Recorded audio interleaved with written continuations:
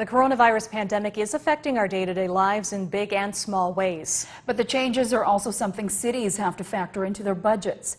ABC 6 News reporter Alice Keefe went to find out how COVID-19 could affect the City of Rochester's future finances.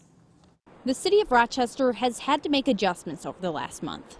Most employees are working from home, bus fares are suspended, as well as parking restrictions and downtown meters. As a result of that, we are seeing much lower revenues. And so in some of our areas, it could be, 10% of what we normally would see. The city's 2020 budget is $393.5 million, which does not include nearly $200 million for Rochester Public Utilities. While some parts of the budget are stable, City Administrator Steve RYMER says they'll still have to make adjustments this year. We know we're going to have lower revenues, and so we are going to make changes accordingly during this year, even though we have an adopted budget, to ensure that we contain our costs and cut expenses as necessary. For example, not filling some open positions and cutting down on bus routes. While revenue in some areas like transit and parking will be down, at the same time, Councilmember Michael WOJCIK expects expenses in other areas to increase. What happens when we have to start spending a lot more money? What happens when we get overtime because our emergency responders are out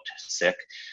What happens when the police are just having to do a lot more work because when you have shelter in place, you see a significant rise in domestic violence, for example. RYMER says a lot of the decisions they'll make for this year's budget and next year's will have to be based on assumptions, how quickly they think revenue will pick back up in sectors like transit or even the hotel tax. We do a lot of our planning, disaster planning really is focused on things that you see, the flooding, fires, other things that could happen, not as much on a pandemic. And because it's much harder to predict when you get back to where we were. In Rochester, Alice Keefe, ABC 6 News.